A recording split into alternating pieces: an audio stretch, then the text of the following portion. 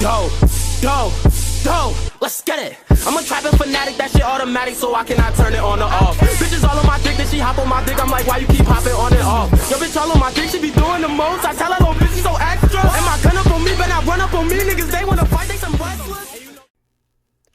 The villains are captured and detained, as well as the Nomu. The students are taken to a hospital, and the school is then closed for a couple days. When the students return to their homeroom, their teacher tells them of the sports festival. It'll be your real chance to be noticed by any pro-hero agency. Aizawa also tells them to do their best, and Izuku heads to the office of All Might after homeroom is over. You must do your best in the sports festival to be recognized by the heroes. Show the world that you will become the next number one. Here, Izuku doesn't interact with this class, or Class B at all, and the students begin training on their own with how little time they have. Soon the sports festival arrives, and Class 1A sits in their waiting room. Most of them seem to be very nervous about what's going on. Izuku laid back on a box staring at the ceiling. When do you guys think it will start? I'm kind of bored of waiting around. Todoroki walks over to Izuku and leans over him. As of now, I think you're equal to me in terms of strength. Izuku opens his eyes looking at him. No, I really don't think so. But hey, say what you want. You've also managed to gain the attention of Japan's #1 hero, haven't you? Yeah, I guess you could say that. Good. Then I'll be the one to defeat you here. Hearing that, Izuku stood up and looked down at Todoroki. I've done my research on you and your quirks, as well as your family. Endeavor's pretty impressive, don't you think? Just show me how much... Well, I can't even say that. Just show me how strong you really are. Both of them then dodge an attack from Bakugo.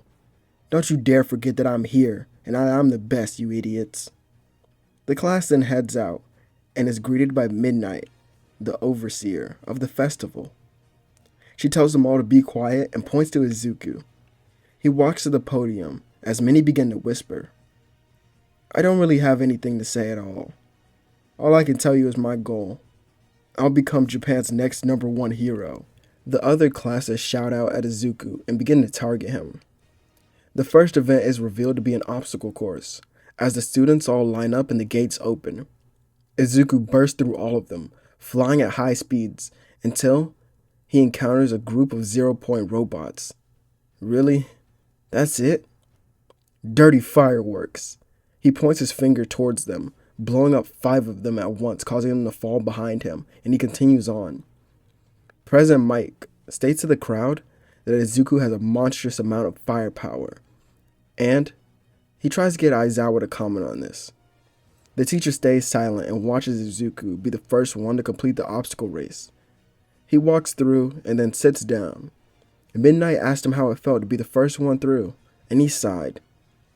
I thought it was going to be more fun and challenging, but I also expected a fight to happen. She tells him to be patient, and All Might smirks. Izuku waits for everyone else to pass through the gate, as then it's revealed what the next event is. It'll be a cavalry battle, and she states that Izuku, since he came in first, will have a 10 million point bounty on his head. Oh really? That's it? Now this will be more exciting. Everyone turns to him as they begin to get fired up, but this also excites him. Still, no one wants to team up with them, so we end up with the same team as in canon. It consists of Izuku, Uraraka, Tokoyami, and Mei. The cavalry battle begins, and Izuku flies into the air. Good. Now I can see everything from here. Whose headband do I want to take first? Well, why don't we make this more interesting? Izuku zips around the battlefield, ripping off the headbands of everyone, leaving them all with 0 points, except for his team, of course. And then he thinks about it, as Bakugo looks to his team, telling them to get ready. The real fight is about to begin. Izuku drops all the headbands, from the sky, letting them fall as chaos begins to erupt. The teams do their best to grab as many as they could, and Izuku still interferes with them as well. He flies around fighting those that are being held up by their team and stops them from getting more points. He then sends a blast of energy around the arena to make teams lose their balance, and some are eliminated from this. Midnight will call time on the event, and all the teams stop moving. Izuku then remains floating above his own team, as the leaderboards show that his team came in first this time around. The final event is revealed to be a battles in a tournament fashion. Izuku is pumped by this and decides to look up to see who he's facing. He reads the name, seeing Shinso, but he doesn't even know who that is because he didn't meet Class B at all. He then heads to his waiting room to wait for his match to be announced, as Ojiro, his classmate, walks into the room as well. He warns Izuku of Shinso's powers, and he would thank him. Well, he's not the one I want to fight, so I plan to end it quickly anyway. Ojiro still tells them to be careful and watches Izuku leave the room. He steps into the ring as many begin cheering for him. As soon as the match begins, he extends his hand, yelling out. A strong pressure sends Shinso flying back into the wall.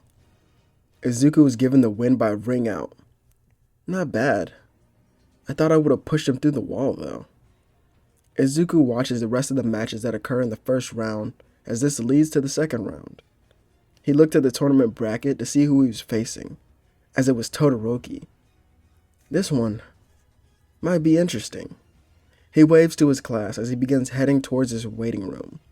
In the hallway is where Endeavor walks around a corner, looking down at him.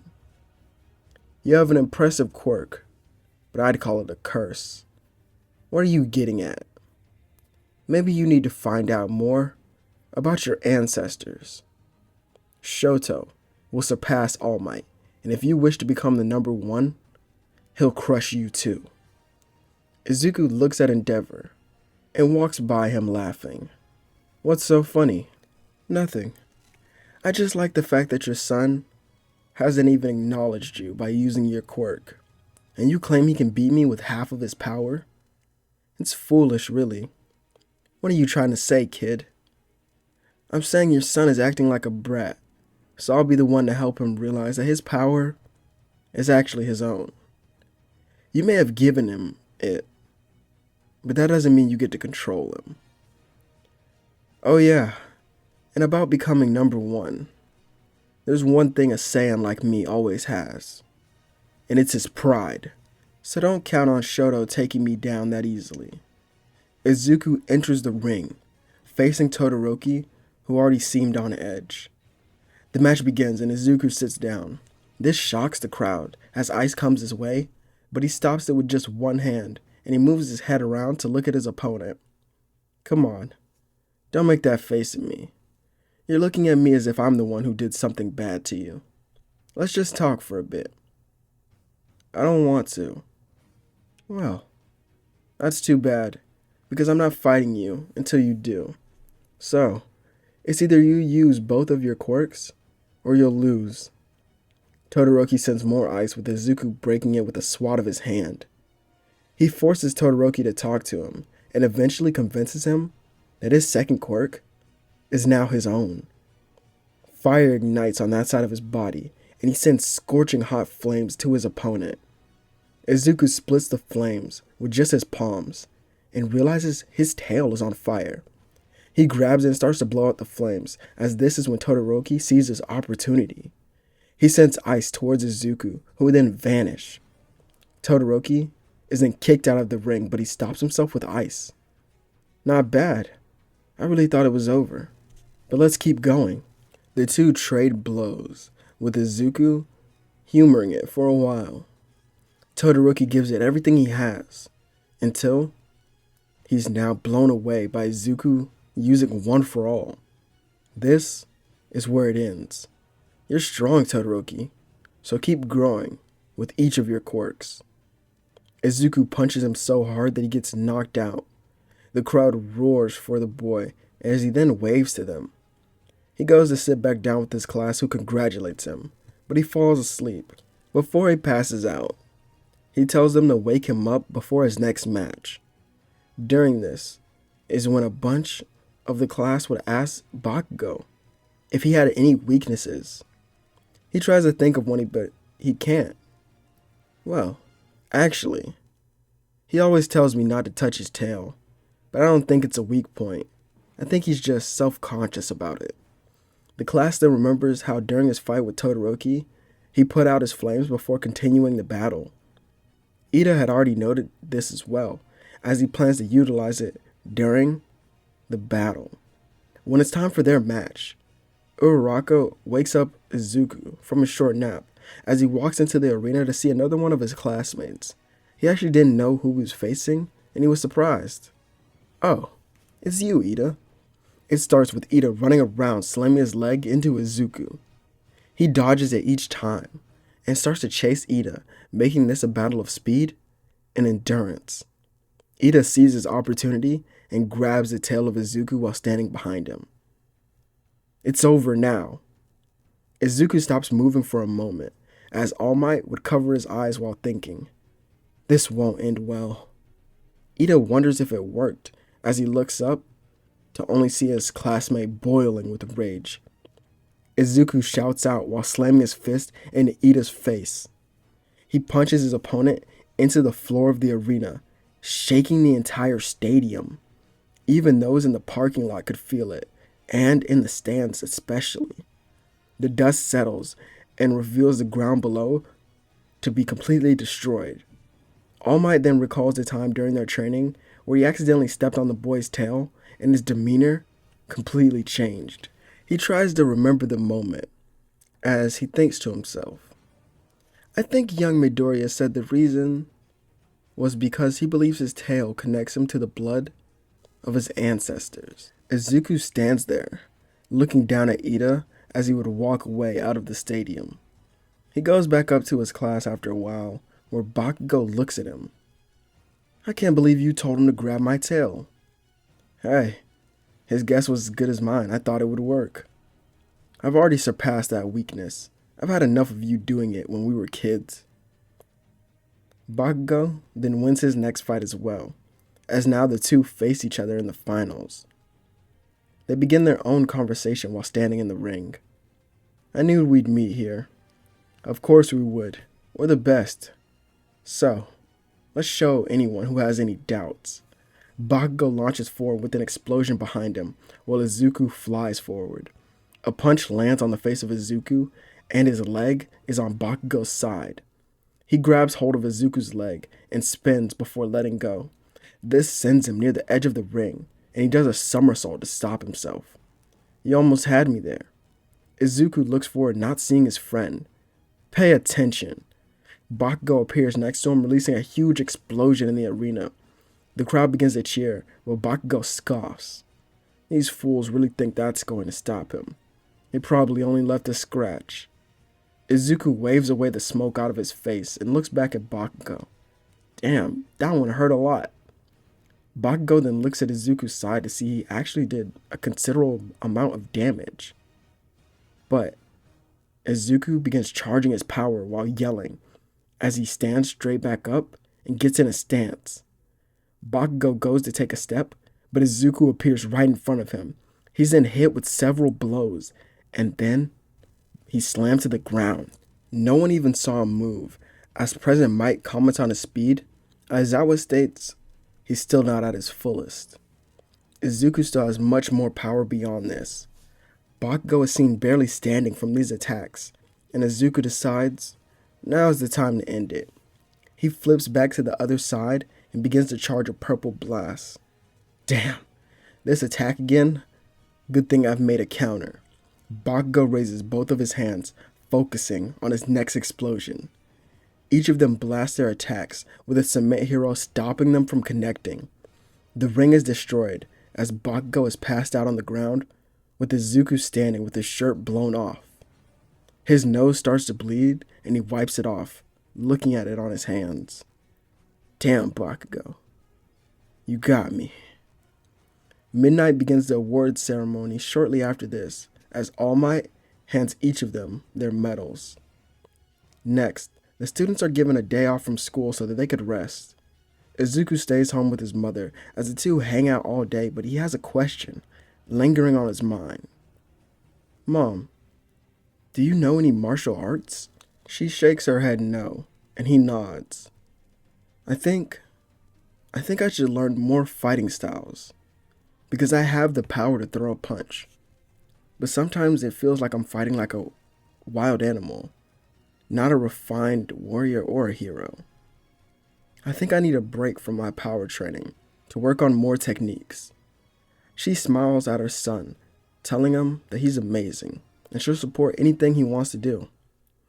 Izuku goes out later in the day and tries to find a martial arts dojo, but he doesn't seem to like any of the ones that he finds.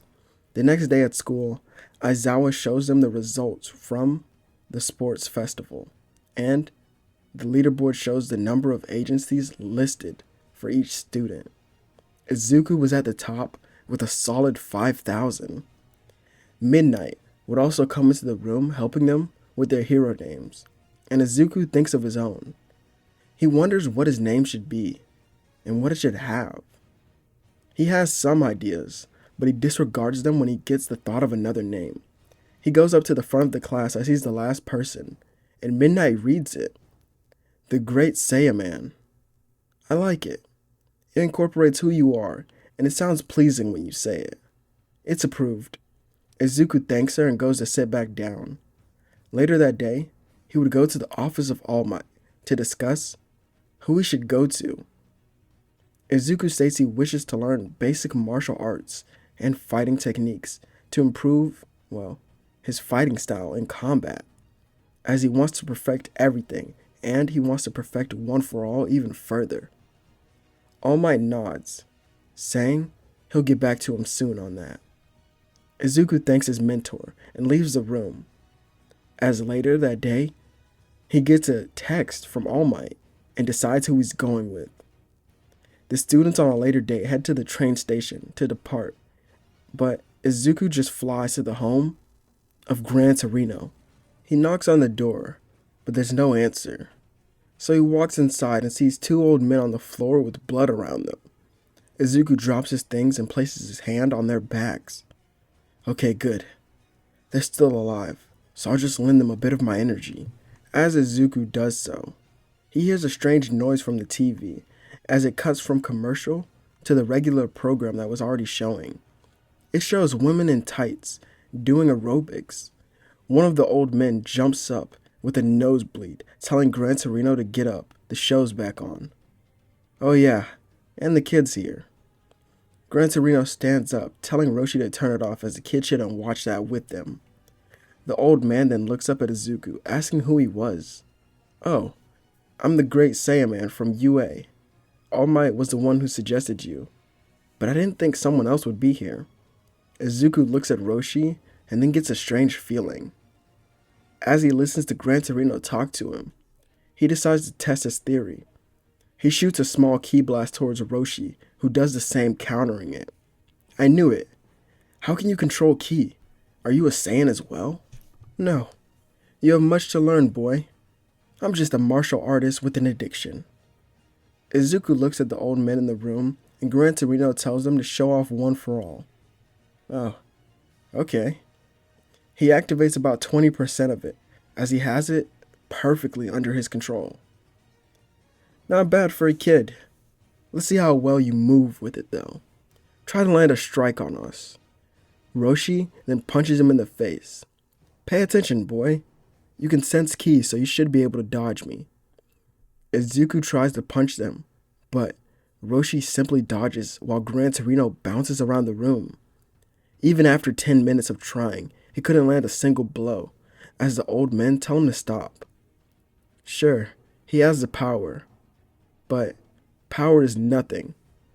He won't be able to take down a seasoned villain like this. He needs to learn what a true punch is. Roshi comments on how the boy wishes to learn martial arts, so they will train him. Izuku bows thanking him as his training does begin. Days go by, as Izuku is seen in a completely different outfit. He was wearing a black and green custom turtle gi. He thanks Master Roshi for it as they continue his training. Gran Torino coached the boy on One for All, but it seemed he already knew what he was doing as he was heading in the right direction. They asked the boy if there's anything else he wishes to learn from them, as he sits there and nods. I want to learn to overcome my natural instincts. They asked the boy to show him what he means, and he powers up into his Ikari state as it leaves them amazed. He holds it for seconds before releasing it. If I hold it any longer, I'll lose control of myself. I want to become a Super Saiyan, but I know I have to master the basics first. Hearing this name, Roshi rubs his beard. A Super Saiyan, huh? I've seen many of those in my time. Japan's greatest heroes were the Saiyans, who had this golden flare once they powered up. I even got to instruct some of them when they were much younger, and when I was much younger. That's a power that interests me as well, because each Saiyan I met unlocked it in their own way, as some even surpassed it. Wait, there's levels beyond it? Yes, there are many levels of power beyond the basic Super Saiyan. Izuku sighs. Man, I haven't even made it to the form. How am I supposed to surpass it? The old man began laughing, telling him not to lose hope. If he hasn't unlocked it by now, he must be just one crucial step away. Roshi takes Izuku from the city as the two fly away into the mountains to meditate. He tells Izuku to enter his Ikari state and keep meditating. Don't move. Just hold it for as long as possible. They do this for many days until Izuku is able to sit still for hours in this form with no rage at all. Next, Izuku was tasked with holding the form throughout a simple day. As the next time we see him, he was still in his Ikari state, but he was watching TV with Roshi. Gran Torino would see his progress and tells the boy that they're going on patrol tonight. Izuku turns to his sensei, asking him if he was coming as well, but the old man stated they're going to have a special on the TV tonight, so he can't miss it. Izuku sighed, still not believing this was the man who trained him to this level. At night, he suits up, but isn't wearing his normal hero suit. Instead, he's in his black and green gi. Roshi tells him it looks good, and the two heroes head out. For some reason, they get on a train, but Izuku doesn't question it. As they talk, he stands up and pries the door open. Gran Torino tells him to stop and sit back down, but Izuku grabs a forearm Nomu. I knew you'd come looking for me. Let's go. Izuku throws the beast into the streets below, and then jumps down, standing in front of it. Gran Torino appears next to him, but Izuku tells him that he wishes to fight this one alone. The man sighs, telling his student he can. Still, even after all their training, he can't suppress his battle urges. Izuku gets in his fighting stance, similar to that of Goku, and rushes the Nomu. It swings its two arms through an after image of him. It looks around for the boy, but then he stands on its other two arms. It tries to grab his ankles, but he jumps over it, as then he kicks it in the face before flipping over and now holding a hand to its back. Big bang attack. The explosion goes off in the city with nothing being left of the Nomu. Gran Torino states, he's a completely different person than before. I can feel the boy's arrogance, but it's much smaller now. He radiates confidence in his abilities. Izuku then states, I sense the Nomu all around the city, so we need to move fast. Gran Torino follows him as he leads him to an area with the pro heroes who are being overwhelmed. First, he evacuates the citizens, and then he faces down the Nomu. He completely wipes them off the face of the earth, and then looks at the other heroes who take down the other one. Izuku senses something else which he thinks is strange. He tells Gran Torino that he'll be back soon, as the pro hero nods. As Izuku flies throughout the city, he remembers what happened to Ida's older brother. That's why he was in the city right now. He's here for revenge. We cut to Stain, who stood over Ida, who couldn't even move. You call yourself a hero? Well, all heroes must die. He goes to kill Ida, but is sent flying by a kick. Ida doesn't even recognize the person because it's Izuku. He was just in his Ikari state already. Are you alright? Yeah, I'm fine. But you didn't have to help me. I can handle this on my own. Ida somehow manages to stand, and Izuku walks over to the other pro hero who's unconscious. Good. He's still breathing. Izuku gives him some energy to stabilize the man, and he looks back to see Ida fighting Stain once again.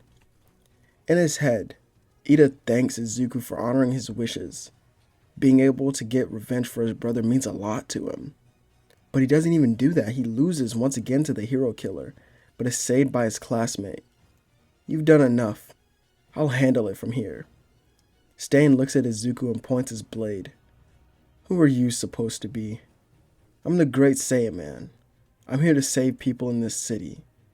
Stain commends this fake hero for his act, but he will show him what that earns him. He rushes Izuku swinging his blade, but Izuku's fast, dodging it and landing a strike to his chest. Stain throws kunai towards him, but they're all caught. So, this is the kid that Shigaraki wants dead. I can see why. Izuku then vanishes, appearing behind Stain, kicking him inside one of the buildings. I know you were sent here. So, just so we're clear, I'm going to take him down after I defeat you. Stain gets up, noticing that his vision was blurred. Just a couple attacks from this kid and he feels like he's done for. While Izuku hasn't even broken a sweat.